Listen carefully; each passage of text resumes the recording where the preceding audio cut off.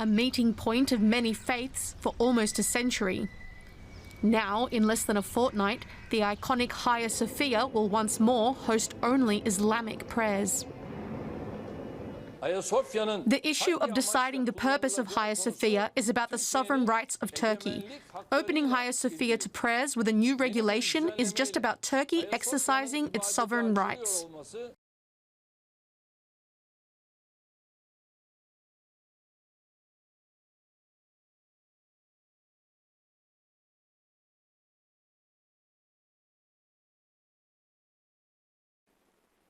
Pax Vobis, salam damai dan sejahtera.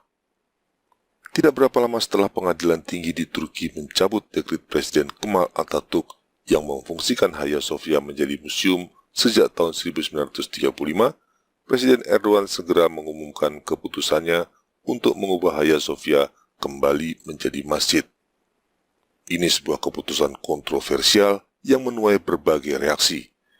Selain dari kalangan gereja-gereja di seluruh dunia, pemerintah Amerika Serikat, Rusia, dan Yunani menyesalkan keputusan tersebut.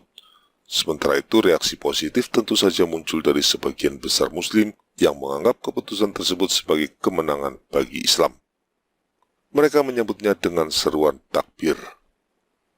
Hagia Sophia awalnya dibangun sebagai sebuah katedral gereja Katolik Timur pada abad ke-6 di Konstantinopel, ibu kota Kekaisaran Romawi Timur. Setelah skisma pada tahun 1054, tentu saja fungsinya beralih menjadi katedral gereja ortodoks. Selanjutnya ketika Konstantinopel jatuh ke tangan Kekhalifahan Ottoman Turki di tahun 1453, statusnya berubah menjadi masjid. Tapi sejarah Kekhalifahan Islam tamat ketika Presiden Kemal Atatürk, bapak nasionalis Turki, menganggap Kekhalifahan Islam sebagai penyebab dari kemunduran Turki yang membuat negara itu mendapatkan julukan orang Eropa yang sakit.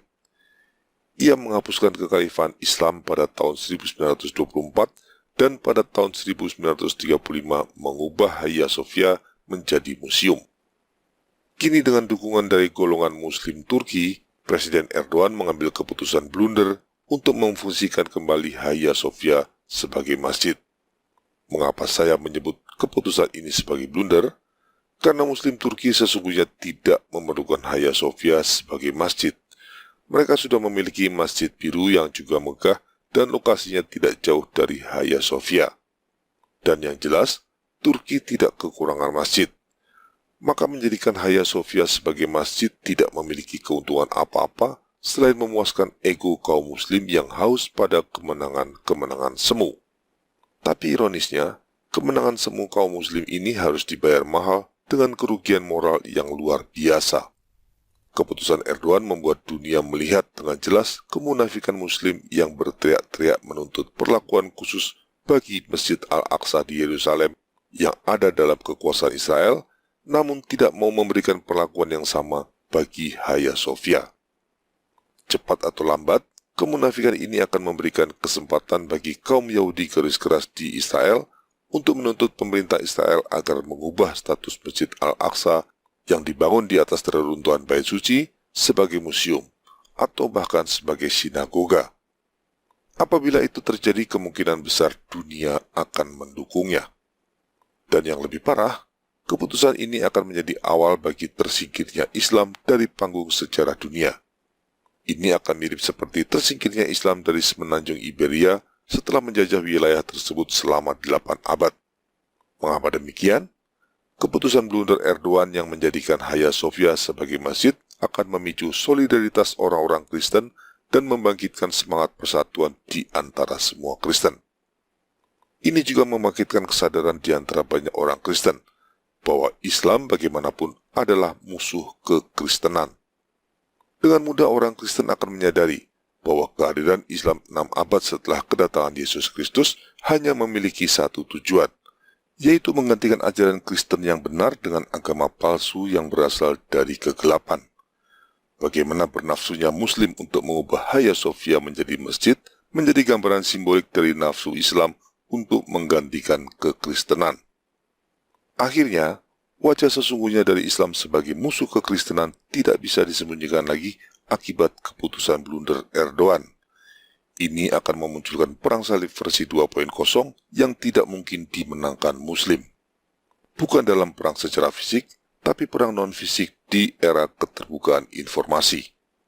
Dulu perang salib gagal merebut Yerusalem dan hanya mampu menahan invasi jihad Islam ke Eropa karena kekristenan terpecah. Tapi konversi Hagia Sophia menjadi masjid akan mempersatukan kekristenan setidaknya dalam semangat untuk melawan Islam yang dianggap sebagai musuh bersama. Dan Kristen yang bersatu tidak mungkin dilawan oleh Islam.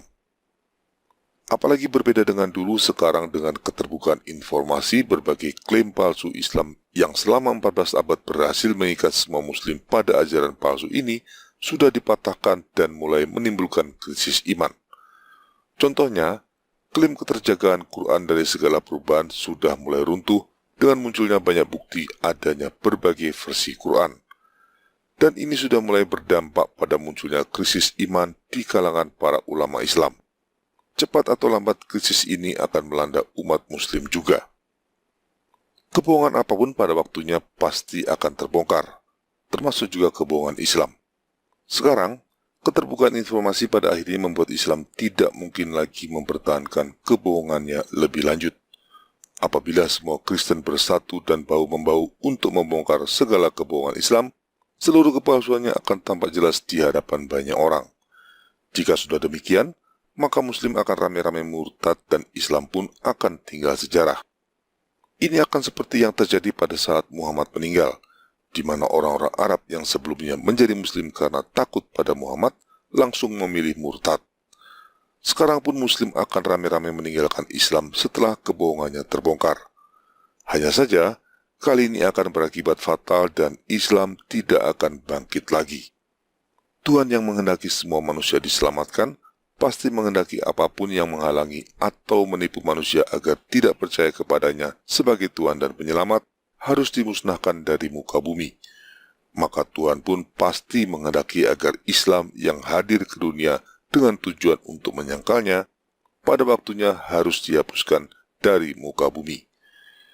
Tanda-tanda kehendak Tuhan ini sedang terjadi, sudah mulai terlihat. Tindakan Erdogan menjadikan Hagia Sophia menjadi masjid yang oleh sebagian besar Muslim dianggap sebagai kemenangan, justru akan menjadi awal dari proses kehancuran Islam yang fatal dan tidak mungkin bangkit lagi. Viva Cristo Rey.